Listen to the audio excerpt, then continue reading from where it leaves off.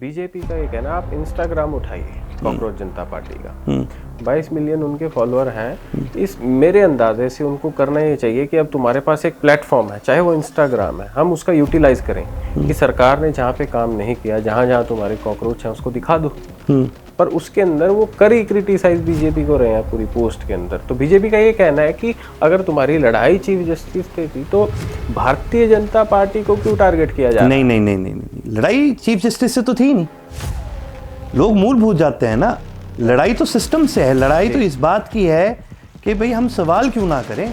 अगर आपके घर के बाहर कचरा पड़ा है, आपका विधायक नहीं सुन रहा, आपका कॉर्पोरेटर नहीं सुन रहा, आपका एमएलए नहीं सुन रहा, आपका एमपी नहीं सुन रहा, आपको आखिर में एक मन में विश्वास तो होता है ना कि यार कोर्ट जा सकता है। लेकिन कोर्ट से ही अगर आपको ऐसी फटकार मिल जाए, वो युवा जाएगा कहाँ? पर जहाँ इतने लोगों ने इस पिटिशन को साइन करा था, मेरा ये मानना है देवके जी को एक डेट सेट करनी चाहिए। भारत के युवा को कहना चाहिए कि भाई इस तारीख को हम सबको जंतर मंतर पर एकत्रित होना चाहिए। तब जाके इस सरकार को एहसास होगा। ये जो बोल रहे हैं ना कि भाई इतने हैं, कौन कहाँ के, कौन क्या के, इनके सबके एन ठिकाने लग जाएंगे। मैं तो कहता हूँ देवके जी को खुल करके एक डेट फिक्स कर लेनी चाहिए कि भाई इस डेट को हम सारे जंतर मंतर पे इकट्ठे होंगे, हम धरने पर बैठेंगे और हम वही मांग करेंगे भाई रेजिग्नेशन के ऊपर, एजुकेशन मिनिस्टर की रेजिग्नेशन पर। उन 3 क्वेश्चंस के अंदर सप्लीमेंट्रीज भी आप ऐड कर सकते हो। सप्लीमेंट्री मतलब अगर जवाब ये नहीं है तो ऐसा क्यों है, ऐसा नहीं है तो ऐसा क्यों है, सप्लीमेंट्री क्वेश्चंस आप उसके अंदर लगा सकते हो। हम 3 लगा सकते हैं, बिना बाधा के, बिना रोक के, बिना किसी चीज़ के, और हमें ज़्यादातर वो answer within a week आ जाता है। पर इसमें एक मज़े की बात बताऊं, जो समस्या आम जनता को आती है, कई बार हमें भी वो फेस करनी पड़ती है। कई बार हम क्वेश्चन लगाते हैं, 6-6 महीने तक उसका आंसर नहीं आता। कभी कोई ऐसा एक्सपीरियंस, आपने कोई ऐसा क्वेश्चन लगाया और जवाब आया ही नहीं, और फिर उसमें किस तरीके से आप स्पेशल पावर? नहीं, मैं 2 क्वेश्चन लगाता हूँ हमेशा।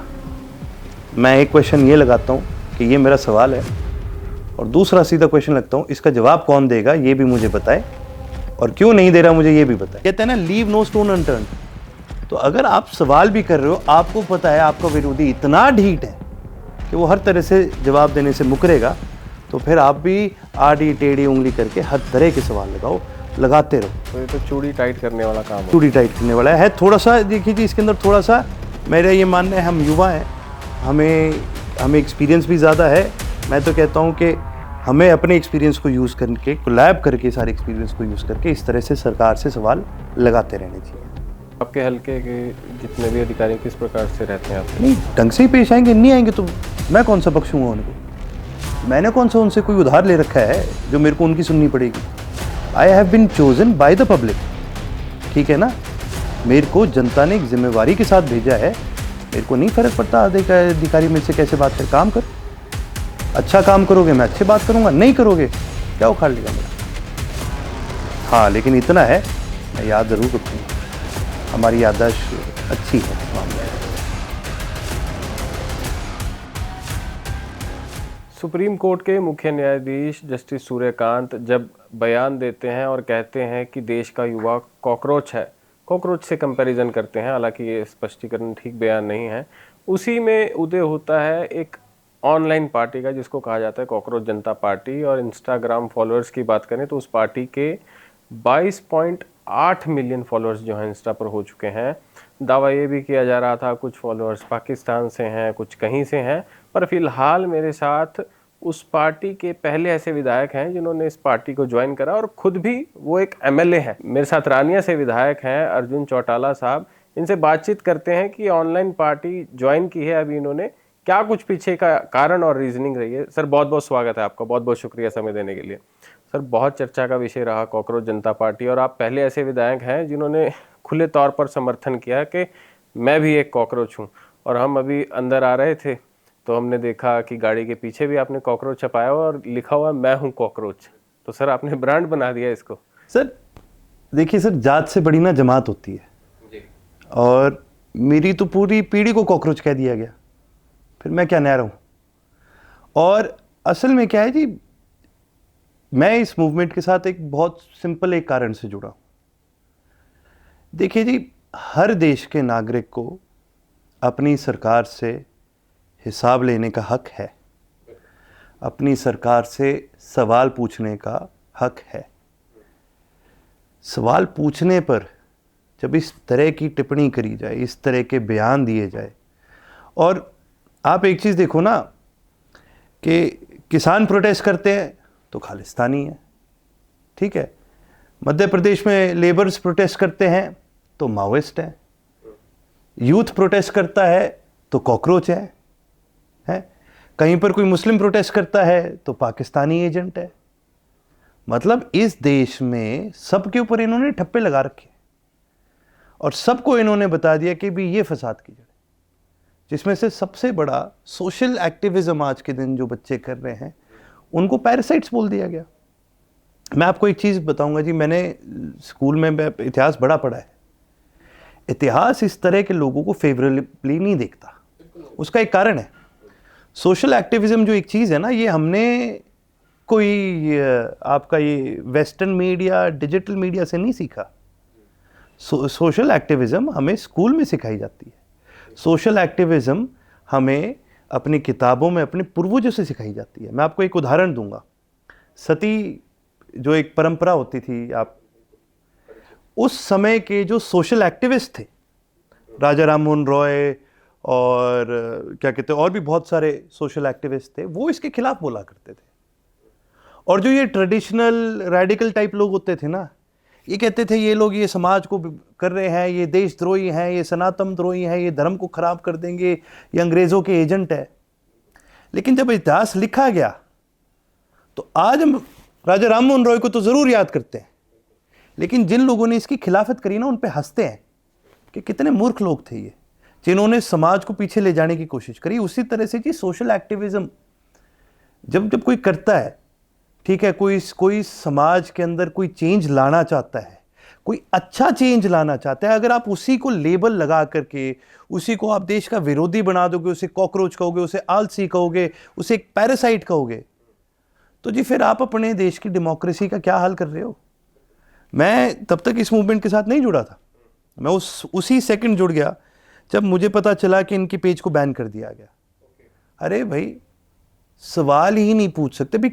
मतलब आप ये देखो ना, इन बच्चों ने करा क्या है, लोग मार दिए, क्या कोई चोरियां करी है, डकैतियां करी है, सिविल अनरेस्ट बनाया है, करा क्या है इन्होंने सिर्फ सवाल खड़ा करा वीआईपी कल्चर को लेकर के, नेताओं को लेकर के। इन्होंने बोला हमें हमारा हिसाब दो।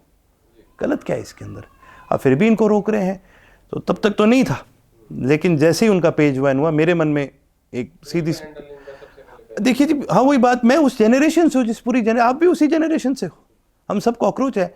जब हमारी, और एक तरफ तो हमसे उम्मीद लगाते हैं, अरे तुम युवा हो, तुम देश को आगे बढ़ाओ। भाई फौज में भर्ती करनी है तो युवा को करो, पुलिस में भर्ती करनी है युवा को करो, कोई रिस्क उठाना है युवा करेगा। लेकिन फिर ये युवा आलसी भी है, ये कॉकरोच भी है, ये पैरासाइट भी है।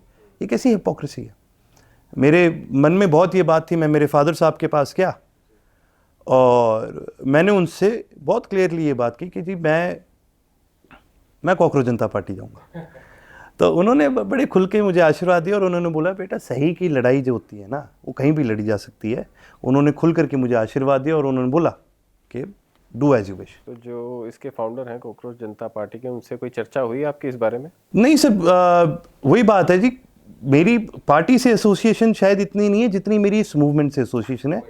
क्योंकि एक कारण है ना जी, देखिए कहीं पर भी हो, अब दीपके साहब अब बाहर बैठे हैं, अभी तक उन्होंने कोई फैसले नहीं लिए, वो फैसले लेंगे तो हम उनका समर्थन भी देंगे। लेकिन मूल जो इसका है ना, और जो लोग इसका विरोध कर रहे हैं ना, वो इसका मूल नहीं समझ पा रहे, इसलिए शायद वो हारेंगे भी।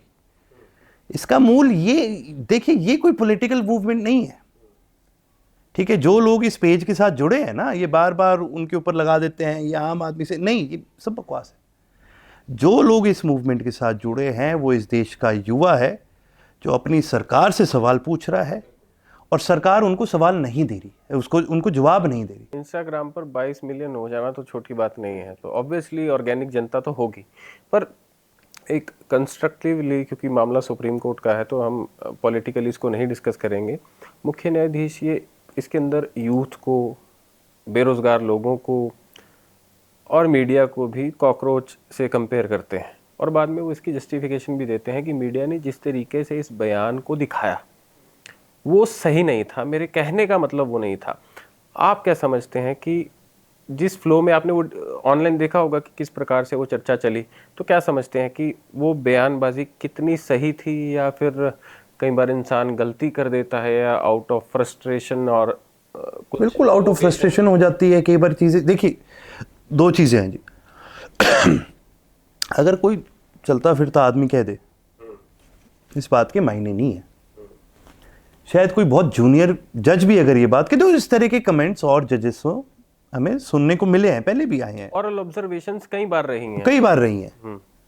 लेकिन जब चीफ जस्टिस की ऑब्जर्वेशन आती है तो देखिए जी, उनकी बात के मायने बिल्कुल है। और वही बात है ना, पूरी जनरेशन को, या आप अगर आप डिस्कस करो, आप पर्टिकुलर केस को डिस्कस करो, उसके मेरिट्स डीमेरिट्स करो, आई अंडरस्टैंड। बिल्कुल। लेकिन यहाँ पर तो जब वो कहा गया तो सबके लिए कहा गया। अच्छा, सीजीआई सर को शायद अपनी गलती का एहसास भी, उन्होंने बात वापस भी ले ली। बिल्कुल। लेकिन आप देखिए ना, अब बात थी युवा और सीजीआई के बीच में, बिल्कुल। फालतू में टांग किसने अड़ाई? बीजेपी वालों नहीं, ने। मैं एक बात बताता हूँ, आप एक चीज देखिए ना, बीजेपी भाई सरकार क्यों अड़ रही है इसके समझ अंदर? गया आपकी बात। बीजेपी का ये कहना, आप इंस्टाग्राम उठाइए कॉकरोच जनता पार्टी का, 22 मिलियन उनके फॉलोअर हैं। इस मेरे अंदाजे से उनको करना ये चाहिए कि अब तुम्हारे पास एक प्लेटफॉर्म है, चाहे वो इंस्टाग्राम है, हम उसका यूटिलाइज करें कि सरकार ने जहाँ पे काम नहीं किया, जहाँ जहाँ तुम्हारे कॉकरोच हैं उसको दिखा दो। पर उसके अंदर वो करी क्रिटिसाइज बीजेपी को रहे हैं पूरी पोस्ट के अंदर। तो बीजेपी का ये कहना है कि अगर तुम्हारी लड़ाई चीफ जस्टिस से थी तो भारतीय जनता पार्टी को क्यों टारगेट किया जा रहा है? नहीं, लड़ाई चीफ जस्टिस से तो थी नहीं। लोग मूल भूल जाते हैं ना, लड़ाई तो सिस्टम से है। लड़ाई तो इस बात की है कि भाई हम सवाल क्यों ना करें। जब इन बच्चों को कॉकरोच कहा गया, वो ऐसे ही थोड़ी है कि सीजीआई सर कहीं चल रहे थे, कोई 4 लड़के दिखा रहे कॉकरोच, नहीं। कब कहा गया? जब पीआईएल्स लगाई जाती हैं, जब सोशल एक्टिविज्म की बात करी जाए, तब कहा जाता है। तब हमारा अब ये सवाल आता है कि यार, वही बात घूम के मैं आऊंगा कि भाई सवाल पूछने में गलती क्या है? अगर कोई सवाल पूछेगा, भाई अगर मान लो मैं आपको कोई चीज देता हूं कि ये रखिए जी, तो मेरा इतना हक तो बन सकता है ना, महीने बाद, 6 महीने बाद, साल बाद आपसे पूछ लूं, अरे मैंने आपको कुछ दिया था, वो ठीक है कि नहीं? तो इस देश की बागडोर बीजेपी के हाथ सौंपी है लोगों ने। सवाल करना उनका हक बनता है, डेफिनेटली। ठीक है। और जब सरकार सवाल का जवाब, और ये अक्सर होता है, सरकार सवाल का जवाब नहीं देती, मजबूरन कोर्ट जाना पड़ता है, मजबूरन पीआईएल भी लगानी पड़ती है, मजबूरन आरटीआई भी लगानी पड़ती है। लेकिन जब वो लगाने के बाद भी अगर आपको ऐसा सुनना मिले, आपको बुरा नहीं लगेगा? अगर आपके घर के बाहर कचरा पड़ा है, आपका विधायक नहीं सुन रहा, आपका कॉर्पोरेटर नहीं सुन रहा, आपका एमएलए नहीं सुन रहा, आपका एमपी नहीं सुन रहा, आपको आखिर में एक मन में विश्वास तो होता है ना कि यार कोर्ट जा सकता हूँ। कोर्ट जा सकते हैं, बिल्कुल। लेकिन कोर्ट से ही अगर आपको ऐसी फटकार मिल जाए, वो युवा जाएगा कहाँ? और फिर उसके बाद सरकार, जिसका शायद लेना देना नहीं था। और भाई अगर हम अपनी सरकार को क्रिटिसाइज नहीं करेंगे तो किसको करेंगे? ट्रंप को थोड़ी क्रिटिसाइज करूंगा बैठ के यहाँ पर मैं। वो जाने, अमेरिका जाने, उनका देश वो जाने, हमारा देश भारत है, हम भारत के नागरिक है। और मैं एक चीज बता दूं, जिन बेरोजगारों को भी कहा गया कि ये बेरोजगार है, ये अनएम्प्लॉयड है, तो मैं एक चीज बता देना चाहता हूं, और अनएम्प्लॉयड भी इस देश को ज्यादा देता है आपसे। उसका एक कारण है, बच्चा जब पैदा होता है ना, day 1 when the child is born, उसकी तमाम दवाइयाँ, हर चीज, जितना जो भी खर्चा है, सब पे क्या लगता है? टैक्स। सीजीएसटी और एसजीएसटी दोनों लगता है। समझ लो, एक दिन का बच्चा वो टैक्स दे रहा है, बिल्कुल। 18 तक की उम्र वो टैक्स दे रहा है, फिर वो कॉलेज भी जा रहा है, वो सारी पढ़ाई कर रहा है। सो जब तक वो बच्चा बड़ा हो रहा है ना, वो आपको ही दे ही जा रहा है, वो ले कुछ नहीं, उसने कुछ ही नहीं लिया अभी। जो उसको मिला उसके माँ बाप से मिला है, बिल्कुल, आपसे कुछ नहीं मिला, ठीक है।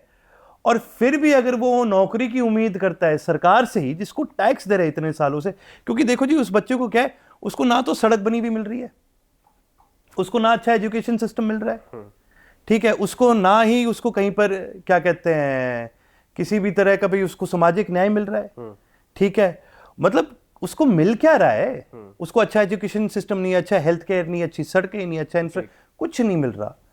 आखिरकार वो यही कहता है, यार चलो रोजगार तो दे दो, बिल्कुल। अच्छा रोजगार भी नहीं दे रहे, तो फिर वो यही तो पूछेगा, यार क्या हो रहा है मेरे देश में, मुझे बताओ तो सही।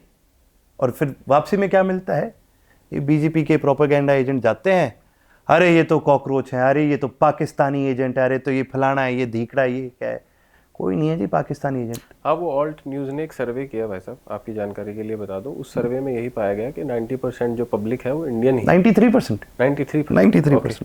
तो आप देखिए कि और वो भी मैं आपको एक चीज बताऊं, ये जो 7% कोई बाहर के होंगे भी, एक मैं छोटा सा उदाहरण देना चाहूंगा। इतना तो होता ही है। नहीं, बीजेपी का लेते हैं ना, इनके ओवरसीज सेल नहीं है अमेरिका का, तो क्या वो अमेरिका की इन्फ्लुएंस में आके बीजेपी को इन्फ्लुएंस कर रहे हैं? फिर तो यही होगा, 100% यही है। अगर 2% कॉकरोच बाहर बैठ के इस पूरे देश के कॉकरोच को चला रहे हैं, तो फिर 2% भजपाई भी तो अमेरिका में बैठ के इस देश के सारे भजपाइयों को चला रहे होंगे। देखिए जी, एक संगठन का हक होता है, उस संगठन के साथ कोई भी जुड़ सकता है जी। और कॉकरोच केवल एक संगठन नहीं, एक मूवमेंट है जी। अगर कोई किसी देश में बैठ के अपने देश के बारे में जानना चाह रहा है जी। वो जुड़ गया उसके साथ, तो गलत क्या है, तो आप ही का नागरिक। अगर इतनी आपत्ति है, आप ऐसा करो, अमेरिका में इंडिया की कॉन्सुलेट है, फोन करो, केस करवाओ लड़के पे, उसका पासपोर्ट जब्त करो, बोल दो भैया हमारे देश का नागरिक नहीं है, एक्स्ट्राडाइट कराओ जी। कराओ ना। क्यों भाई, वो नागरिक है इस देश का, हर नागरिक को अपने देश के बारे में सवाल करने का हक है। ये इनका पेज बैन कर देते हैं। और इन्होंने क्यों करा, देखिए जब मूवमेंट बढ़ी, जब लोगों ने पिटिशन साइन करने शुरू करे कि किस तरह भाई एजुकेशन मिनिस्टर को रिजाइन करना चाहिए, भाई पेपर लीक हो रहे हैं, नीट के हो रहे हैं, ना होता अगर ये ना पता चलता किसी को, किस तरह के लोग डॉक्टर बनते हैं, इलाज भी फिर ऐसा ही होता, काट पीट के आधा अधूरा ही छोड़ देते इंसान। बिल्कुल भाई आप ये देखो ना, आपने कॉम्प्रोमाइज कहां करा है, आपने कॉम्प्रोमाइज लोगों की जानों के साथ करा है। कोई तो रिस्पॉन्सिबल होगा। अच्छा, जो रिस्पॉन्सिबल है क्या कार्रवाई उन पे?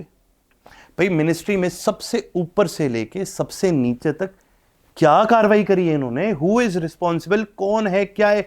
4 आदमियों को गिरोह का नाम ले दिया इन्होंने निकाला है। अरे तो गवर्नमेंट डिसाइड करती है ना पेपर कहाँ होंगे, कैसे होंगे। ऐसा थोड़ी किसी सेंटर में रात चोरी छुपे चले गए और कंप्यूटर से निकाल दिया इन्होंने। बिल्कुल, it is a whole system, एक पूरा भयंकर एक सिस्टम बना हुआ है। और वो सिस्टम तभी हैक हो सकता है जब उसके सिस्टम के अंदर बैठा हुआ इंसान ये काम कर रहा हो। डेफिनेटली, ठीक है, अंदर की इन्वॉल्वमेंट है। आप उसका पर्दाफाश क्यों नहीं कर रहे? जब इनसे मांगा जाता है, सवाल करा जाता है, वहीं दूसरी तरफ सरकार के अंदर ऐसे लोग बैठे हैं जो दिन रात सिर्फ जहर उगलते हैं। कभी लोगों को जात पात के नाम पर बांटते हैं, कभी लोगों को धर्म के नाम पर बांटते हैं, कभी उनके मुंह से जहर के अलावा मैंने निकलते हुए कुछ नहीं देखा। लेकिन सरकार उनको बैन नहीं करेगी, उनको क्या बनाएगी? एमपी राज्यसभा, क्योंकि इलेक्शन तो ये लोग जीत नहीं सकते। तो ऐसे लोगों को क्या करती है सरकार? एमपी बनाती है, राज्यसभा का बनाती है, और फिर खुला छोड़ देती है, समाज में जाओ, जहर उगलो, पोलराइजेशन कराओ और हमारा फायदा दो। और जो लोग इस पर सवाल खड़ा करते हैं उनको बैन कर दो, क्योंकि हमें विद्रोह नहीं चाहिए किसी भी हाल में। ये डेमोक्रेसी नहीं है सर, ये प्योर डिक्टेटरशिप है, ये प्योर तानाशाही है। ठीक है, इसको रूप चाहे आप कुछ भी दे दो, पर आज ये सबको दिख रहा है। और लोग, यही चीज है जो इस सरकार को समझ में नहीं आ रही। जो मूवमेंट है ना, ये इसी चीज के खिलाफ है, इस तानाशाही के। जी बिल्कुल, आपने ठीक कहा कि इतने लोग जुड़ रहे हैं तो मूवमेंट का कारण होगा। पर एक लीडर के नाते आपका ना तजुर्बा बहुत पुराना है, पारिवारिक रूप से देखा जाए, हर तरीके से देखा जाए।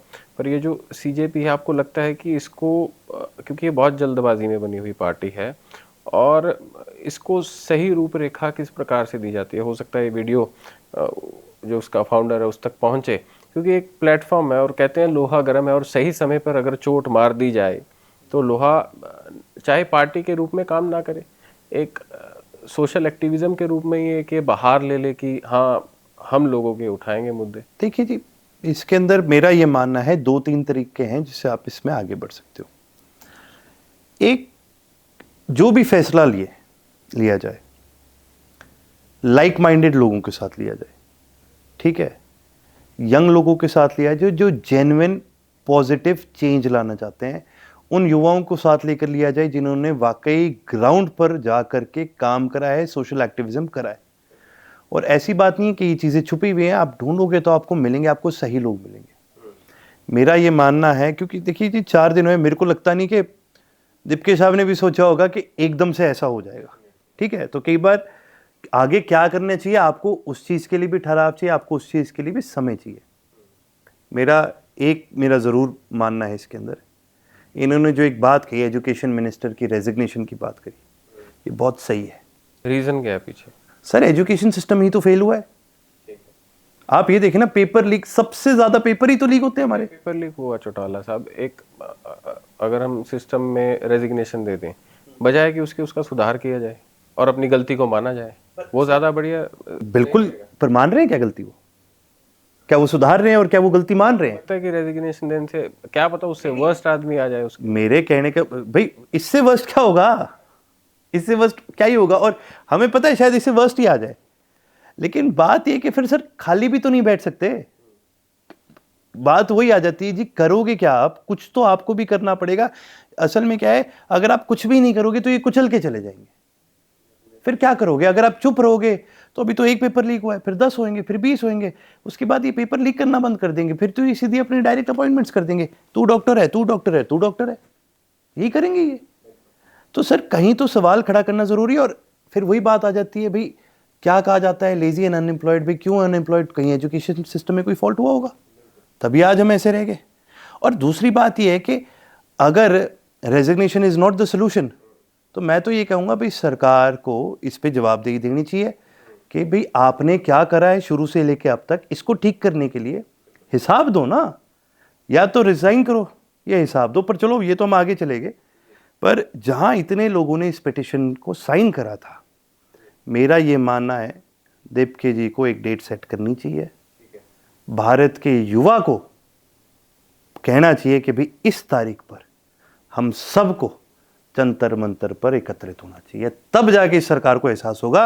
ये जो बोल रहे हैं ना कि भाई इतने हैं, कौन कहाँ के, कौन क्या के, इनके सबके एन ठिकाने लग जाएंगे। ये मैं तो कहता हूँ दीपक जी को खुल करके एक डेट फिक्स कर लेनी चाहिए कि भाई इस डेट को हम सारे जंतर मंतर पे इकट्ठे होंगे, हम धरने पर बैठेंगे और हम वही मांग करेंगे भाई रेजिग्नेशन के ऊपर, एजुकेशन मिनिस्टर की रेजिग्नेशन पर, और दूसरी भाई हर आरटीआई को जितनी भी लगाई है इन बच्चों ने, इनके पेजेस पे बैन लगाई, है हटाओ और सरकार को जवाबदेही करनी चाहिए। और मैं तो एक चीज़ और कहता हूँ, बहुत सारे ऐसे सरकारी फंड्स हैं जो पब्लिक डोमेन में नहीं आते, कैग भी उनको नहीं कर सकता ऑडिट, उनको भी ऑडिट के डोमेन में लाना चाहिए। पर ये तभी होगा जब ग्राउंड पर होगा। मेरा एक ये ही सुझाव रहेगा इस मूवमेंट पे, आप डेट सेट करो और ग्राउंड पर आना चाहिए, क्योंकि लोग तैयार हैं, लोग बढ़ना चाहते हैं। ग्राउंड पर आप इस मूवमेंट को बहुत आगे बढ़ा सकते हो। जैसे आप इस मूवमेंट से जुड़े चौटाला साहब, आप क्या सोच रहे हैं कि किस प्रकार से इम्पैक्ट आप इसके अंदर दे सकते हैं? आपने खुले तौर पर समर्थन भी किया और चीज़ें हमने देखी भी मीडिया के माध्यम से। आपको क्या चीज़ एकदम से अट्रैक्ट की कि नहीं ये सही मूवमेंट है और इसके साथ जुड़ना चाहिए, तो आपने संपर्क करने का भी प्रयास किया? नहीं सर, यही बात आ जाती है कि देखिए जी, बात यहाँ पर सीधी सी बात है जी कि अट्रैक्ट कुछ नहीं करा, यहाँ बात सही और गलत की है। सरकार का रवैया गलत है, युवाओं को सवाल पूछना सही है, मैं सही के साथ हूँ। और मैं तो खुल करके कहता हूँ जी, मेरी कॉन्स्टिट्यूंसी में मैं जाता हूँ, मैं तो मेरे वोटर्स को कहता हूँ आपको जो सवाल करना है आप मेरे से करो। आपको जवाब अगर नहीं देता तो मेरी कमी है, वो सिस्टम की कमी नहीं, वो मेरी कमी है। और मैं तो मेरे युवा साथियों को भी, मैंने तो ईमेल आईडी बनाई है cockroachmla@gmail.com, आपके माध्यम से कहना चाहूँगा, कोई भी साथी सरकार को आरटीआई लगाता है और आपको उसके अंदर जवाब नहीं मिल रहा, तो जी विधायकों के पास विशेष पावर्स होती हैं, विशेष ऐसे तरीके होते हैं जिससे हम वो डेटा आपको निकाल कर दे सकते हैं। आप हमें एज अ टूल यूज़ करिए, आप मुझे अपने ईमेल्स भेजिए। और मेरे को तो जी पिछले जब से मैंने ये आईडी बनाई है, आप मानोगे नहीं, मेरे को 500-600 से ज़्यादा मेल्स आ चुके हैं, कम मिनिमम। और मैं ज़्यादातर लोगों ने मेरे को इतने इश्यूज़ के बारे में उजागर करा है जी, इतने ज़्यादा कि भी आप भी चौकन्ना हो जाओगे कि जगह जगह कोने कोने के भारत में लोग क्या क्या नहीं फेस कर रहे। जैसे चौटाला साहब आरटीआई पर बात करते हैं, एक व्यक्ति विशेष है, उसको आरटीआई लगानी है, 30 दिन का ड्यूरेशन है, 30 दिन के अंदर रिप्लाई आ जाना चाहिए। इमरजेंसी केसेस में 14 या 15 दिन का है आरटीआई एक्ट के हिसाब से। अब कॉमन पीपल क्या फेस करता है कि वो आरटीआई लगा देता है, वो 30 दिन तक रिप्लाई नहीं आया, 32वें दिन वो फर्स्ट अपील करेगा। फर्स्ट अपील में क्या, वही अधिकारी होते हैं, उसका सीनियर हो जाता है। जैसे हमने नगर निगम में लगाई तो कमिश्नर के पास अपना फर्स्ट अपील चलेगी, फिर वो कमीशन में चली जाती है, कमीशन में डेट मिल जाती है, तो आदमी फिर भी वो धक्के ही खा रहा है वहाँ पर। उसको जवाब नहीं मिल रहा। हालांकि संविधान का मूलभूत एक क्रक्स निकाल लें तो निकल कर आता है people right to know. Article 19 को अगर हम ध्यान से ब्रीफली पढ़ें और डीपली पढ़ें तो पीपल राइट टू नो की बात करता है। विधायकों के पास क्या ऐसी स्पेशल पावर है जिसे आप लोग जल्दी निकाल लेते हैं? क्योंकि ये आपने बड़ी अच्छी उस समय भी मुहिम उठाई कि मेरे पास स्पेशल पावर है, आप इस्तेमाल करो। हमने इससे पहले अपने मीडिया के करियर के अंदर बहुत रेयर देखा है कि ओपनली एक विधायक कह रहा है कि मैं तुम्हारे सवाल पूछ लूंगा या बता दूंगा। क्या कुछ स्पेशल पावर रहती है? देखिए जी, हर विधायक को एक पावर होती है कि वो हर महीने सरकार से 3 क्वेश्चंस लगा सकता है। उन 3 क्वेश्चंस के अंदर सप्लीमेंट्रीज भी आप ऐड कर सकते हो। सप्लीमेंट्री मतलब अगर जवाब ये नहीं है तो ऐसा क्यों है, ऐसा नहीं है तो ऐसा क्यों है, सप्लीमेंट्री क्वेश्चंस आप उसके अंदर लगा सकते हो। हम 3 लगा सकते हैं, बिना बाधा के, बिना रोक के, बिना किसी चीज़ के, और हमें ज़्यादातर वो answer within a week आ जाता है। पर इसमें एक मज़े की बात बताऊं, जो समस्या आम जनता को आती है, कई बार हमें भी वो फेस करनी पड़ती है। कई बार हम क्वेश्चन लगाते हैं, 6-6 महीने तक उसका आंसर नहीं आता, एंड फिर 6 महीने बाद एक आएगा कि आंसर कंप्लाई करने में हमें समय लग रहा है, हम इस तारीख तक आपको रिप्लाई देंगे। फिर अगली तारीख पे रिप्लाई ये आता है कि हमसे आंसर नहीं कंपाइल करा जा रहा, तो फिर वो आगे जाए। तो ऐसी भी चीज़ें हुई हैं। कभी कोई ऐसा एक्सपीरियंस, आपने कोई ऐसा क्वेश्चन लगाया और जवाब आया ही नहीं, और फिर उसमें किस तरीके से आप स्पेशल पावर? नहीं, मैं 2 क्वेश्चन लगाता हूँ हमेशा। मैं एक क्वेश्चन ये लगाता हूँ कि ये मेरा सवाल है, और दूसरा सीधा क्वेश्चन लगता हूँ, इसका जवाब कौन देगा ये भी मुझे बताए, और क्यों नहीं दे रहा मुझे ये भी बताए। जी, 3 क्वेश्चन हो गए। 3 मैं सप्लीमेंट्री साथ नहीं, एक क्वेश्चन के साथ 2 सप्लीमेंट्री ये लगाता हूँ ना, वो अलग हो गए। Supplementaries are different than the question.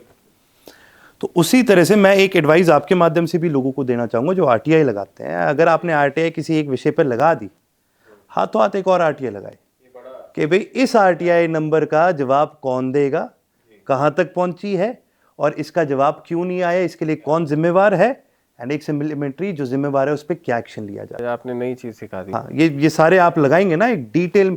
क्या है जी, एक ये हमने बीजेपी से ही सीख ली, ये हमारे विरोधी है ना। मैं आपको एक कारण बताता हूँ, कहते हैं ना लीव नो स्टोन अनटर्न्ड। तो अगर आप सवाल भी कर रहे हो, आपको पता है आपका विरोधी इतना ढीठ है कि वो हर तरह से जवाब देने से मुकरेगा, तो फिर आप भी आड़ी टेढ़ी उंगली करके हर तरह के सवाल लगाओ, लगाते रहो। तो ये तो चूड़ी टाइट करने वाला काम चूड़ी टाइट करने वाला है। थोड़ा सा देखिए जी, इसके अंदर थोड़ा सा मेरा ये मानना है, हम युवा हैं, हमें एक्सपीरियंस भी ज़्यादा है। मैं तो कहता हूँ कि हमें अपने एक्सपीरियंस को यूज़ करके, कोलैब करके, सारे एक्सपीरियंस को यूज़ करके इस तरह से सरकार से सवाल लगाते रहने चाहिए। चौटाला साहब, एजुकेशन सिस्टम पर चर्चा करते हैं थोड़ी सी। आजकल शिक्षा प्राइवेटाइज्ड है, हम कह देते हैं कि शिक्षा नॉन प्रॉफिटेबल है। चंडीगढ़ में भी काफ़ी बड़े बड़े स्कूल्स हैं, दे आर प्रॉफिटेबल, डायरेक्टली और इनडायरेक्टली आप कह सकते हैं। पर शिक्षा के दायरे कुछ ऐसे बना दिए गए हैं कि अगर आप फलां फलां स्कूल से पढ़ते हैं तभी आपका कुछ बनेगा। और कंक्लूजन की बात करें तो ये समझ में आता है कि शिक्षा शायद नंबरों तक रह गई है, और मुझे आज तक कोई ऐसी किताब या पोथी नहीं नज़र आई जो नेता बनाना सिखाती हो। नहीं, कोई भी नहीं है ना। और आपका तो पारिवारिक बैकग्राउंड रहा, तो आप इतनी कम उम्र में विधायक बन पाए। मुझे ऐसा लगता है कि बाहर का व्यक्ति ये सौभाग्य प्राप्त तो बड़ी मुश्किल से कर पाता है अगर उसके सितारे साथ दें। तो आपने भी 12वीं ही की थी काफ़ी हद तक। अब आपने मुझे बताया भी था कि इग्नू से बीए की डिग्री की हिस्ट्री के अंदर। तो आप क्या इससे सिंबॉलिक एक संदेश देना चाह रहे थे? काफ़ी समय तक आपने अपने एफिडेविट्स के अंदर भी 12वीं दिखाया है, 12वीं पास। आपको 12वीं पास एमएलए कहने लग गए थे सभी, ये 12वीं पास एमएलए है। जी भाई। देखिए जी, इसके ना 2 एक बहुत बड़े कारण हैं। ऐसा नहीं है कि भी मैं कॉलेज नहीं गया, भगवान की दया से जिस परिवार में मैं पैदा हुआ, मुझे ना केवल अच्छे स्कूल्स में जाके अच्छी एजुकेशन मिली, अच्छे कॉलेजेस में जाने का मौका मिला, मेरे को पूरी दुनिया देखने का मौका मिला। और हमारे तो एक कहावत है जी, ज़्यादा पढ़े से तगड़ा ज़्यादा कड़ा हुआ है, जो ज़्यादा घूम ले उसको ज़्यादा ज्ञान हो जाता है। But at the same time क्या है जी कि एजुकेशन, चलो मेरे जैसे आदमी की तो शायद, चलो आप एक बार मेरे को आप इस चीज़ से हटाइए, क्योंकि मैं प्रिविलेज्ड फैमिली से आता हूँ। अगर मैं बिना 12वीं के भी अगर एमएलए बन पाया हूँ तो ये एक प्रिविलेज, इसमें एक बहुत बड़ी चीज़ है जो मैटर करती है। लेकिन आम युवा के लिए क्या है जी, आज एजुकेशन को एक स्टैंप बना दिया। आप वाली बात है, स्कूल्स कॉलेजेस को एक स्टैंप बना दिया कि भाई फलाने स्कूल का पढ़ा है तो ही कुछ कर पाएगा, फलाने का पढ़ा है तो ही कुछ कर पाएगा। इसमें क्या है जी, बोझ ना केवल बच्चों पे आता है, माँ बाप पे आता है। माँ बाप को बहुत मेहनतें करनी पड़ती हैं अपने बच्चों को पढ़ाने के लिए, आगे भेजने के लिए उन स्कूल्स में।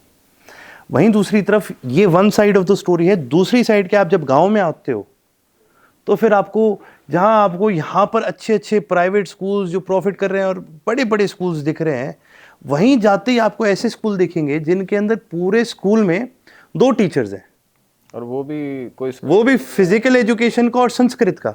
भाई साहब, संस्कृत तो हम बोलते ही नहीं है, कोई भी नहीं बोलता संस्कृत, ठीक है। और सरकार से जब सवाल खड़ा करा गया, आप तो धर्म विरोधी है, संस्कृत के खिलाफ है। अरे मंत्री जी, आप संस्कृत में बात करो मेरे से, फिर करो ना। फिर इनसे हिंदी ढंग से बोली नहीं जाती, ठीक है, ये संस्कृत की बात कर रहे हैं।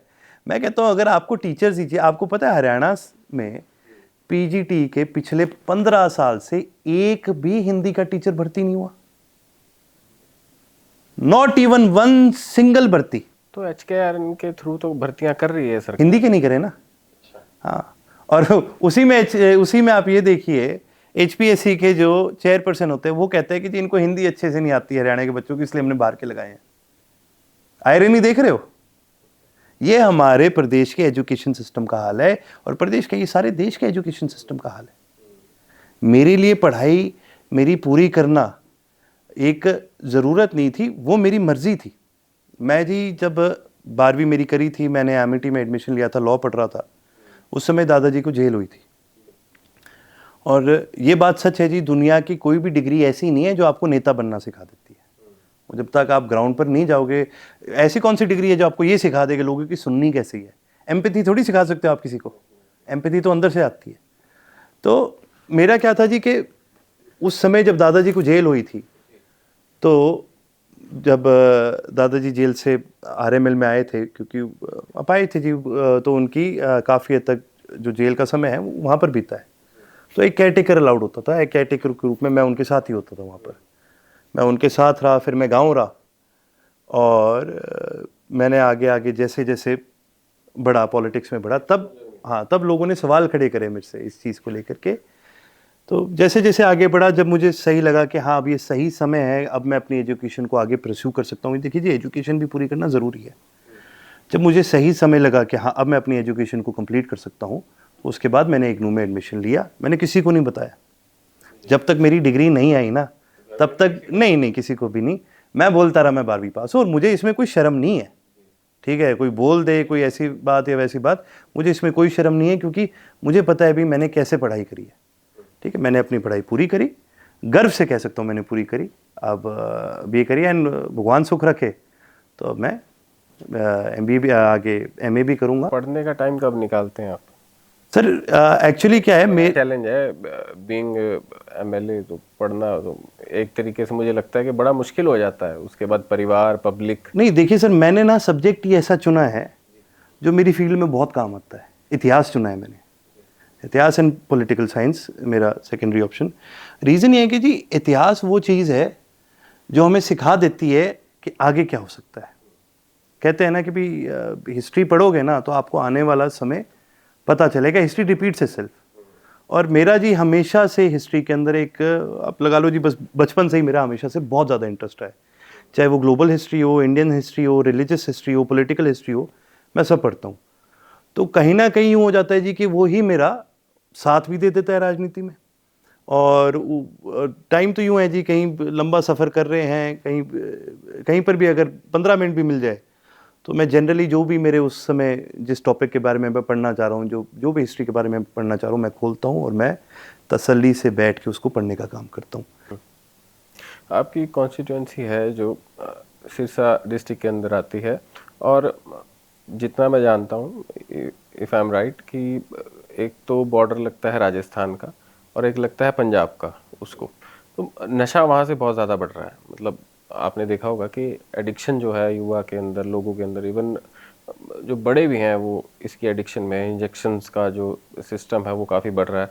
और दूसरा सबसे बड़ी समस्या भूजल की, जो ग्राउंड वाटर है वहाँ पर दिखता है। अब सरकार में ना होने की वजह से अधिकतर MLA ये कह देते हैं कि हम तो जी सरकार में नहीं, हम तो कुछ नहीं कर सकते जी। वो उस समय पे तो वोट बटोर लिए जी, हम ये करेंगे जी, हमारी सरकार आएगी।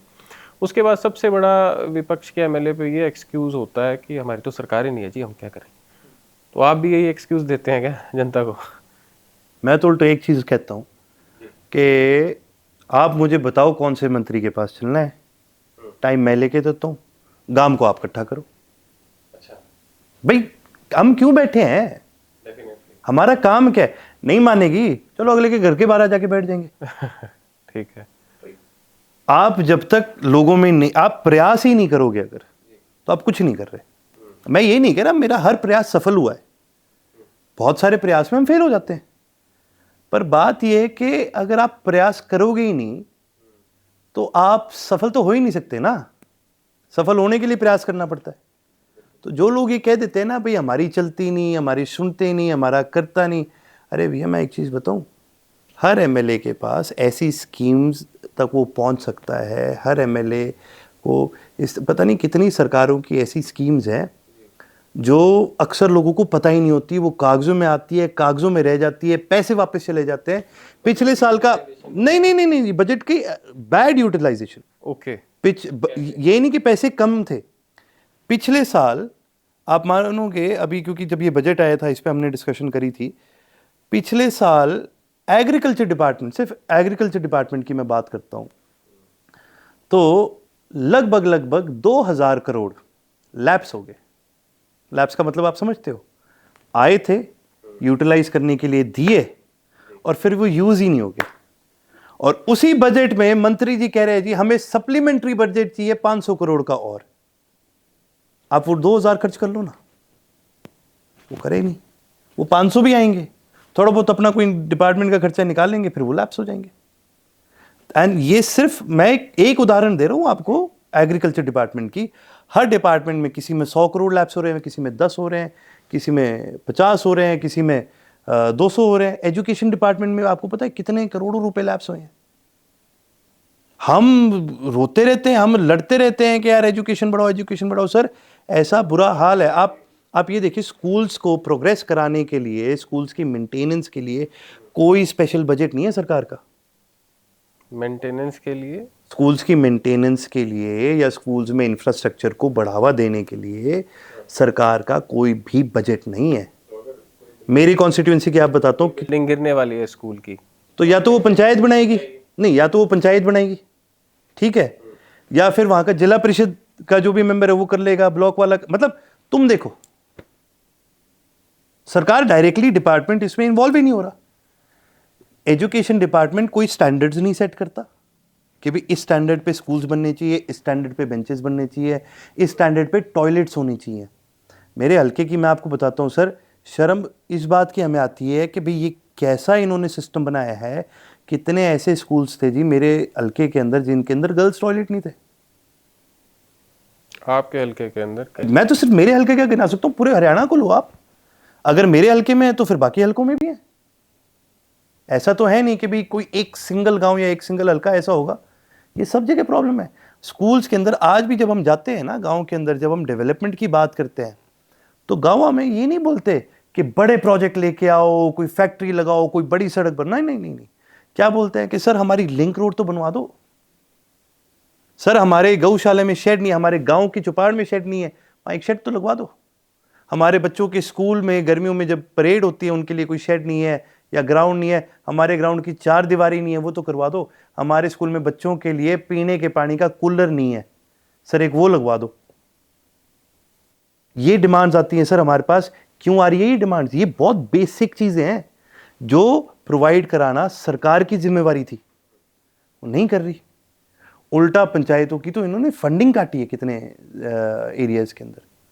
सर अगर आप फंडिंग काट रहे हो तो आप लगाओ, आप पॉलिसी बनाओ, पर फिर कोई पॉलिसी भी ऐसी नहीं आती। लगातार एनर्जी की बात होती है और कितनी चीज़ों की बात होती है। कहाँ पर इन्होंने किसी भी चीज़ में कोई इम्प्रूवमेंट लाने की कोशिश करी है, कोई सिस्टमैटिक तरीके से जिसमें वाकई सुधार हो? इनका ले दे के एक ही हो जाता है जवाब, पोर्टल बना दिया जी हमने। सर पोर्टल से नहीं चलते ना काम। आपके ग्राउंड पे अगर आपका नागरिक, मैं वोटर की बात नहीं कर रहा, आम लोगों किसी की नहीं, मैं नागरिक की बात कर रहा हूँ जो आपको टैक्स देता है, जिसके टैक्स की वजह से आपकी पेंशन भी आएगी और आपकी तनख्वाह भी आ रही है। सैनी साहब अगर नई गाड़ी में घूम रहे हैं ना, मर्सिडीज़ की गाड़ी है, तो वो टैक्स पेयर की है। अगर अगर हरियाणा सरकार नहीं मैंने सुना है कि इलेक्ट्रिक कार्स खरीदने का सोच रही है, तो ये कहाँ से आ रहा है पैसा? ये उन टैक्स पेयर्स का आ रहा है जिनके पास आज मतलब आप समझ रहे हो कि पानी, गंदे पानी की निकासी के लिए नालियां भी नहीं है उनके गांव में। एंड ये चीज़ आपको स्टार्टिंग से देनी चाहिए थी, पर आप क्या कर रहे हो?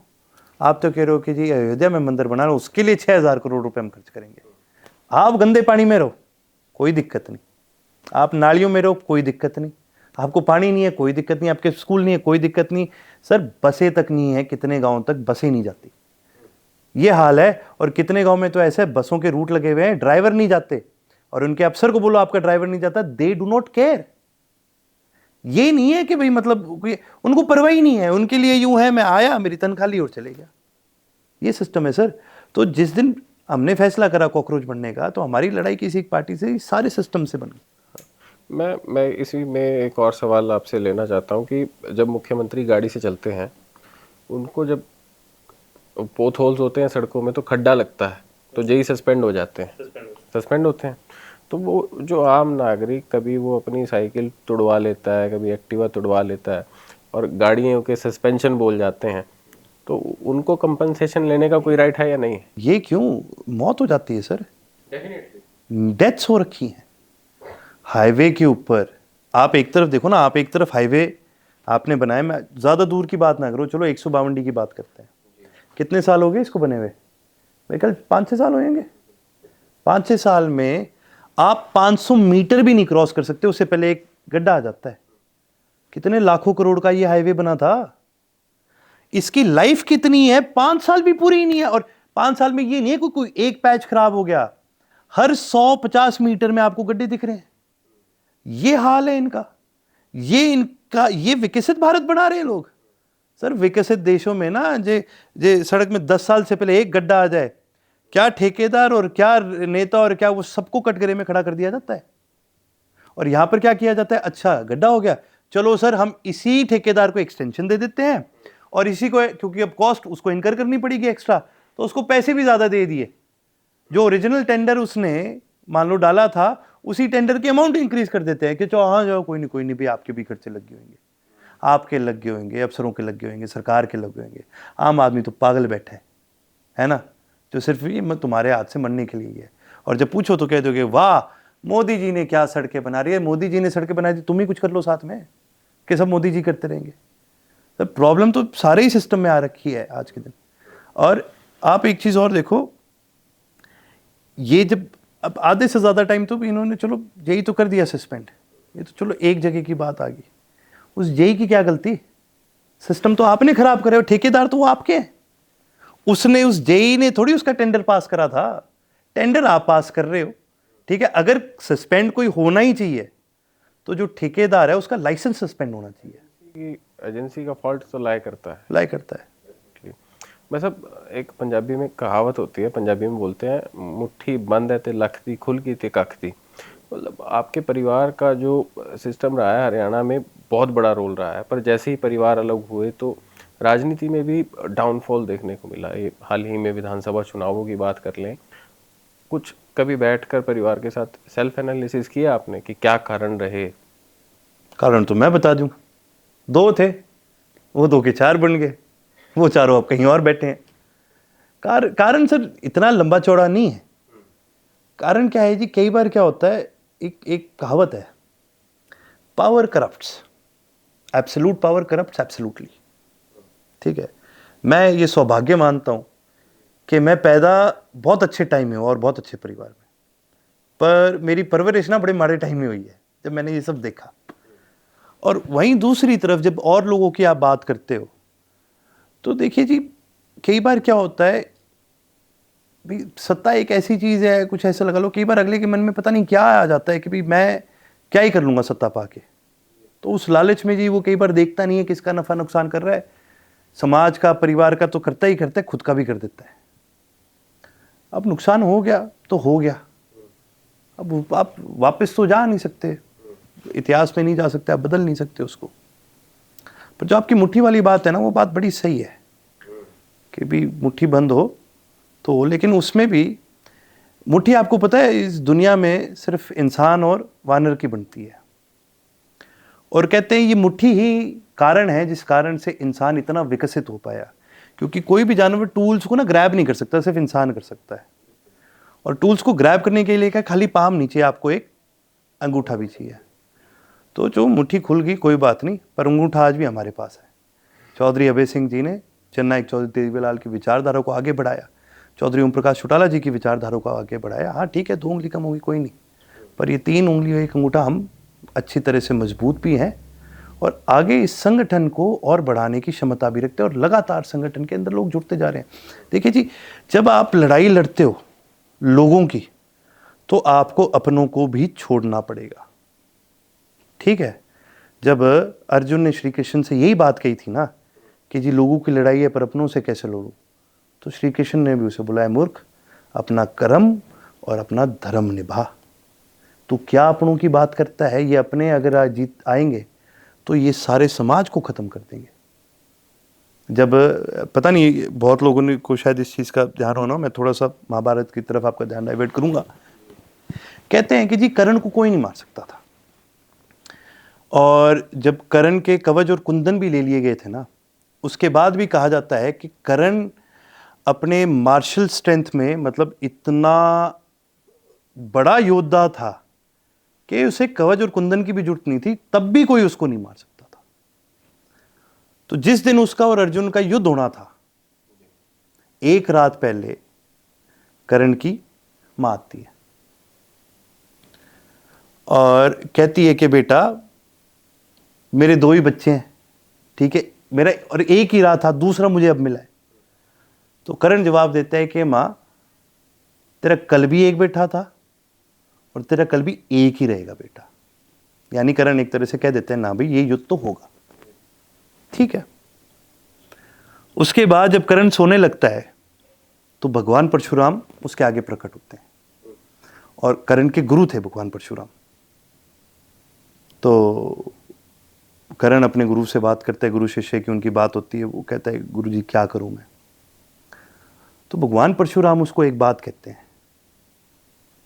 कि क्या करेगा तू इस पे गौर मत कर, तेरे करने के बाद क्या होगा तू इस पे गौर कर। तेरे लड़ने के बाद या तो राजा दुर्योधन बनेगा या राजा युधिष्ठिर बनेगा, ये फैसला तेरे हाथ में। कर्ण समझ गया, ठीक है। तो मेरे कहने का अर्थ ये है कि भाई at the end of the day आपको ये नहीं देखना कि मैं ये कौन है, ये मेरा क्या लगता है, वो मेरा क्या लगता है। आखिर में आके आपको, यदि आप धर्म की और कर्म की लड़ाई लड़ रहे हो, तो आपको यही देखना पड़ेगा भी समाज के लिए सबसे सही क्या है। हमने हमेशा उस फोकस से उस चीज़ को सोच करके आगे बढ़ने का काम करा है। ये जो फैसला मान लो जो सीजेपी में जाने का, मेरे को वैसे बहुत लोगों ने सवाल करा जी आप अपने संगठन के खिलाफ, पर जी बात यहाँ पर मेरे थोड़ी है या मेरे संगठन की थोड़ी है, यहाँ पूरे देश के युवाओं की है। यहाँ पर बात आपकी क्या कहते हैं जवाबदेही की है, तो जी कैसे पीछे हट जाए। बिल्कुल। तो अब आप एमएलए हैं और किस तरीके से देखते हैं कॉन्स्टिट्यूएंसी की समस्याओं को, और पब्लिक में कितना टाइम अवेलेबल रहते हैं आप? देखिए जी पिछले कुछ दिनों से तो क्योंकि हमारे संगठन की खुद के कई मीटिंग चल रही थी, मैं समय नहीं दे पाया, लेकिन जी मेरी हमेशा से 2 प्राथमिकता रही है। जब मैं मेरी कॉन्स्टिट्यूएंसी की बात करता हूँ तो मेरी सबसे बड़ी जो प्राथमिकता रही है वो डेवलपमेंट की रही है, और मैं बहुत गर्व के साथ कह सकता हूँ कि मैं मेरी कॉन्स्टिट्यूएंसी में पिछले 1.5 साल में 15 करोड़ रुपए से ज़्यादा डेवलपमेंट के लिए लगा चुका हूँ। मैंने आपको पहले बताया था ना, सरकार की बहुत स्कीम्स होती है, लगाने वाले को आना चाहिए, हाथ पैर मारना पड़ेगा। मैं गर्व के साथ कह सकता हूँ मैं इतना कर चुका हूँ, और उसी गर्व के साथ कह सकता हूँ कि भी आगे भी मेरी ये प्रयास रहेगी इसको आगे बढ़ाऊँ। दूसरा, हमारे क्षेत्र में 2 ऐसी दिक्कतें, वैसे तो देखो जी पूरे सिरसा जिले की बात करो या फिर आप एक तरह से वेस्टर्न हरियाणा के एरिया इसकी बात करो, तो 2 बड़ी जो दिक्कतें हैं वो हैं पानी की है और नशे की है। नशे के खिलाफ हम लगातार लड़ते रहे हैं, और नशे के खिलाफ मैंने इस सरकार को 2 बार अपील भी करी है, क्योंकि जी देखिए सिरसा में टोटल पूरे ज़िले के अंदर सिर्फ 50 बेड्स हैं नशा मुक्ति के लिए, ठीक है। और अगर कोई युवा नशा मुक्ति केंद्र आता है तो मिनिमम टू मिनिमम वो 1 महीना वहाँ लगाएगा, मिनिमम कह रहा हूँ, मैक्सिमम 3 4 5 महीने तक भी उसको रखना पड़ सकता है, डिपेंड करता है नशे की कितनी सिविरिटी है। तो जी 50 बेड में तो आप एक महीने में सिर्फ 50 बच्चों का इलाज कर रहे हो, इससे ज़्यादा तो इसकी चपेट में आ रहे हैं। तो ये इस रेट से अगर आप करोगे, आप इसको कंट्रोल नहीं कर पाओगे। सबसे पहली मांग मैंने खुद सरकार से हाउस के अंदर करी है, लगातार करी है, लेकिन दुर्भाग्य हमारा ये है कि जिन धनियों के पास पैसा है इसको इस पर लगाने का, वो सोच नहीं रहे। भाई कम से कम सिरसा जिले के अंदर और हरियाणा के प्रत्येक जिले में कम से कम 200 से 400 बेड्स होने चाहिए। सब जगह बराबर बराबर बांटोगे तब जाके इसका फ़र्क पड़ेगा। और दूसरा जी, पानी एक बहुत बड़ी समस्या है हमारे। क्या है, घग्गर का पानी आता है, इसमें लगातार पंजाब की फैक्ट्रीज जो लगी हुई हैं वो इसके अंदर गंदा पानी छोड़ रही है। उसकी वजह से ना केवल इस पानी के अंदर फ्लोराइड की मात्रा बहुत ज़्यादा पाई गई, पानी के अंदर यूरेनियम पाया गया। सर 3 बार सवाल लगा चुका हूँ इस सरकार से कि आप कर क्या रहे हो। इस पर जवाब आता है, कहते जी कर रहे हैं। क्या कर रहे हैं? नहीं नहीं, ये अगर इन्होंने बता दिया तो फिर तो बात ही क्या रहे। अगर यही बता दें कि हम कर क्या रहे हैं तो जी आज इतनी बड़ी मूवमेंट थोड़ी होती कॉकरोच की। बता रहे हैं यूरेनियम आ रहा है। यूरेनियम आ रहा है सर, वो सीधा सीधा कैंसर प्योर। अच्छा सर, यूरेनियम का एक और मैं आपको नुकसान बताऊं। यूरेनियम जो है वो ना ही आरओ से खत्म हो सकता, ना ही पानी उबालने, मतलब आप कुछ भी कर लो, एक प्रोसेस होता है पानी को एल्कलाइन बनाने का, जिसको आजकल आपने सुना होगा कैंगन वाटर कहते हैं। पर ये बहुत ही ज्यादा महंगी टेक्नोलॉजी है जो इतने बड़े स्केल पे करना बहुत ही भयंकर महंगा है। करने को आप कर सकते हो, तो prevention is better than cure की। Prevention is better than cure. तो प्रिवेंशन तो यही है ना जी। आप क्या रोकने के लिए उसको। सर क्या है कि ना, वही पंजाब में आ रहे इलेक्शन और हमारे सैनी साहब सरदार बन गए, ठीक है, तो ये तो वहां जाके किसी पे बोलेंगे नहीं ना आपने ये क्या करा है। हमने लगातार हरियाणा सरकार को पिटिशंस देने का काम करा है। हमने लगातार हरियाणा सरकार से यही बात करी है कि भाई आप कोर्ट क्यों नहीं जा रहे। भाई अगर आपने पंजाब सरकार को कह दिया कि जी आप क्योंकि हम जाके वहां फैक्ट्रीज उनकी नहीं करा सकते बंद, कोई बात नहीं, आपने सरकार को कह दिया भाई नहीं वो माने, तो आप सुप्रीम कोर्ट क्यों नहीं जा रहे। जाना चाहिए ना हरियाणा सरकार को। और सिर्फ हरियाणा सरकार की बात नहीं, कोई भी हो, आपके स्टेट में कोई ऐसे इश्यूज आते हैं जो आपके भी बस से बाहर हो, आपको जाना चाहिए। लेकिन वही बात आ जाती है कि जी घूम फिर के कि जा तो नहीं रहे। एक कहावत है सर, इस दुनिया में ना आप 2 लोगों का कुछ नहीं बिगाड़ सकते। एक जो नदी के उस पार खड़ा होकर आपको गाली दे, क्या कर लोगे, और दूसरा जो अपनी बात पे मुकर जाए। ये बीजेपी वाले दूसरी कैटेगरी में आते हैं, ये कभी अपनी बात पे नहीं रहते। तो इसके अलावा अगर हम बात करें अधिकारियों की, एडमिनिस्ट्रेशन का एक बड़ा रोल रहता है और ये कहा जाता है कि विपक्ष के साथ अधिकारियों का रवैया अमूमन सही नहीं रहता। ये पुरानी प्रथा चलती आ रही है, आप इस बात से एग्री करते हैं? देखिए जी, मेरा एक मानना है इसके अंदर, ये बात काफ़ी हद तक ठीक है। लेकिन अगर विपक्ष में अधिकारी आपके साथ ठीक से नहीं पेश आ रहे तो आपके विपक्ष के नेता क्या कर रहे हैं।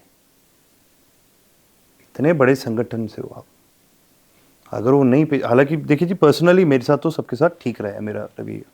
आपके हल्के के जितने भी अधिकारी किस प्रकार से रहते हैं आपके? नहीं, ढंग से ही पेश आएंगे, नहीं आएंगे तो मैं कौन सा बख्शूंगा उनको। मैंने कौन सा उनसे कोई उधार ले रखा है जो मेरे को उनकी सुननी पड़ेगी। I have been chosen by the public, ठीक है ना। मेरे को जनता ने एक जिम्मेवारी के साथ भेजा है, मेरे को नहीं फर्क पड़ता अधिकारी मेरे से कैसे बात करे। काम कर, अच्छा काम करोगे मैं अच्छे बात करूंगा, नहीं करोगे क्या उखाड़ लेगा मेरा। हाँ लेकिन इतना है, मैं याद जरूर रखूंगा, हमारी याददाश्त अच्छी है इस मामले में। डायरी की जरूरत नहीं है जी, दिमाग बड़ा है, याद रहता है। और वहीं दूसरी तरफ जो ये लोग बात करते हैं, तो जी आपको फिर कहीं ना कहीं इस बात पर विचार करना चाहिए कि भाई आपका रवैया कैसा है। यदि कोई आपके साथ ऐसे बात कर जाता है तो फिर आपने क्या करा उसको बदलने के लिए, आपके संगठन ने क्या करा उसको बदलने के लिए, और आप किस तरह से लोगों के बीच गए। मेरा आखिरी सवाल है आपसे, इसके बाद वाइंड अप करेंगे। आपके हलके में देखिए सरकार और एक ट्रेंड चलता है कि सरकारी नौकरी लेनी है, सरकारी नौकरी लेनी है, ठीक है, पर हर व्यक्ति सरकारी नौकरी नहीं पा सकता। और ये इनिशिएटिव होना चाहिए कि एंटरप्रेन्योरशिप को बढ़ाना चाहिए। सरकार भी इस पर काम कर रही है और ये कहा जाता है कि अब रोजगार लो मत दो, ट्रेंड चल पड़ा है, हम बाहरले देशों में देखें तो एंटरप्रेन्योरशिप बढ़ रही है, तो आपने हल्के में कुछ ऐसा प्लान सोचा है कि मैं इस प्रकार से इसको एग्जीक्यूट करवाऊं, या कुछ दिमाग में ऐसी चीज़ हो, या फिर हल्के के लिए कुछ स्पेशल आपने सोचा हो? देखिए जी, इसमें दो चीज़ें हैं। एक तो जब ये कहते हैं कि भाई एक तो जो सरकारी नौकरी वाला ट्रेंड, नहीं, अब लोगों को इस बात से मतलब नहीं है सरकारी नौकरी, लोगों को नौकरी से मतलब है। और दूसरा, ये कहना बड़ा आसान है कि रोज़गार दो, लेकिन हर आदमी नहीं दे सकता। जिसके पास खुद के पास रोज़गार नहीं है वो आगे कैसे देगा। और तीसरी चीज़, अगर आप किसी भी क्षेत्र में उद्योग बढ़ाना चाहते हो या इस तरह की चीज़ें लाना चाहते हो, आपको दो चीज़ों की बड़ी ज़रूरत है। दोनों में से कोई एक मिल जाए ना, वो भी काफ़ी है। या तो आपके पास हो इंफ्रास्ट्रक्चर, बहुत ज़रूरी है, या फिर हो आपके पास गवर्नमेंट सपोर्ट, गवर्नमेंट बैकिंग, कोई स्कीम जो इसको बढ़ावा देती है। मैं आपको इसका एक उदाहरण दूंगा। हमारे क्षेत्र में किन्नू की बहुत खेती होती है लगातार, और मेरे को बड़ी हैरानी होती है कि सरकार ने आज तक कभी उसको बढ़ावा देने के लिए कुछ नहीं करा। कारण ये दिए जाते हैं कि किन्नू को आप कोल्ड स्टोरेज में नहीं डाल सकते। ठीक है, बहुत लंबी उसकी सर्वाइवेबिलिटी नहीं है, बहुत लंबा वो नहीं कर पाता सर्वाइव। साथ ही साथ वहीं दूसरी तरफ भाई आप इसका जूस बना के इसको पैकेज नहीं कर सकते। किन्नू इज नॉट ऑरेंज। किन्नू में ऑक्सीजन की मात्रा इतनी ज़्यादा होती है कि आप उसको पैकेज भी करोगे तो भी वो डब्बे के अंदर ही खराब हो जाएगा। ऑक्सीजन इतना ज़्यादा होता है उसके अंदर, वो एंटी वो हो जाता है, ऑक्सीडाइज हो जाता है। तो अब इसके बाद आप क्या कर सकते हो? अच्छा, लंबा इसको दूर भेज नहीं सकते क्योंकि स्टोरेज की कैपेसिटी कम है। आपको पता है ये नौ की मार्केट में एक माई फ्रेश है, आप गए हो इधर कभी? दुकान देखी है? उधर वेलेंसिया ऑरेंज मिलते हैं ना? वेलेंसिया ऑरेंज क्या है? वो भी किन्नू है। कहाँ का किन्नू है? स्पेन का किन्नू है, वेलेंसिया का है। वहां से जब किसान उसको प्लग करता है ना, प्लग करने के बाद 36 घंटे के अंदर अंदर, ठीक है, वो किन्नू प्रोसेस होके राह पे चढ़ चुका होता है, और विद इन 60 आवर्स वो यहाँ शेल्फ पर पहुंचता है। स्पेन से 60 घंटे में वो किन्नू यहाँ पहुंच रहा है। हमारा 60 घंटे में किन्नू अभी तक गुजरात के या कलकत्ता के बंदरगाह तक नहीं पहुंच पाता। ये फर्क आता है गवर्नमेंट बैकिंग और इंफ्रास्ट्रक्चर का। ये बहुत जरूरी है आज के दिन। वहीं दूसरी तरफ साथ में पंजाब है, पंजाब एग्रो है, इट्स एन कोऑपरेटिव सोसाइटी। उन्होंने क्या करा, उन्होंने अपने सारे किसानों से किन्नू खरीदने शुरू करे। जितना आपको अच्छे रेट पे बिक रहा है आप बेच दो, जो आपका खराब भी हो रहा है, छोटा साइज है, एक परफेक्ट किन्नू नहीं होता, ए ग्रेड के बाद B grade, C grade, D grade, जिसका अच्छा रेट नहीं मिलता आप हमें दे दो। सबका किन्नू खरीदते हैं, उसका उनको अच्छा रेट मिलता है, उसकी जिन बना के वो आगे बेचते हैं। और पंजाब एग्रो कर रही है जिससे सारे किसानों को फायदा है। ठीक है, उस जिन का नाम है ओरिजिन। ये बिकती गोवा में और पंजाब में है, हर कहीं बिकती भी नहीं। तो उद्योग बहुत है करने वाले, और बहुत तरीके हैं जिससे आप इसको आगे बढ़ावा दे सकते हो। शर्तें बहुत दो सिंपल चीज़ें हैं, या तो आप इंफ्रास्ट्रक्चर दो कि किसान खुद वहाँ तक ले जाए, या फिर आप इतना इंफ्रास्ट्रक्चर खुद आप बैकिंग उतनी दो कि भाई कोई बात नहीं, तुम्हारा सामान मैं यहाँ से लेके जहाँ पहुँचाना है मैं पहुँचा दूंगा। आपको एक उदाहरण दूंगा, हमारे एरिया में झींगा मच्छी की बहुत खेती होती है। अच्छा, झींगे की? हाँ, झींगा मच्छी। अब देखो, बायर जो है वो खुद आंध्र से आके लेके जाता है, या जहाँ से भी बायर ने आना है। इंफ्रास्ट्रक्चर जब बनता है ना तो ऑटोमेटिकली उसको बढ़ावा मिलता है। जब हमारे एरिया में जब किन्नू पहली बार आया था तो मेरे ग्रेट ग्रैंडफादर लेके आए थे। उन्होंने इसका पोटेंशियल देखा था, क्योंकि क्या है जी, ये जो किन्नू है ये कैलिफोर्निया और ऐसी जगहों में पहले बड़ा माना हुआ जाता था। तो उन्होंने देखा कि भाई वहाँ की मिट्टी से बेहतर हमारी मिट्टी, और टेम्परेचर जो है वो लगभग बराबर है। पानी की क्वालिटी हमारी ज़्यादा अच्छी है, क्योंकि हमारा भाखड़ा से और जगह जगह से जो पानी आ रहा है बड़ा मिनरल रिच है। तो उन्होंने उस पर काम करा, वो आज एरिया इतना बड़ा। तो ये तभी मुमकिन होता है, बस आप समय लगाओ, आप समय लगाओ, आप सोचिए कि क्या कर सकते हैं, कैसे बढ़ावा दे सकते हैं। बढ़ावा देना कोई मुश्किल नहीं है। सर बहुत बहुत शुक्रिया, आपका बहुत समय ले लिया आज हमने, और बहुत बहुत शुक्रिया हमसे चर्चा करने के लिए। Thank you sir. धन्यवाद।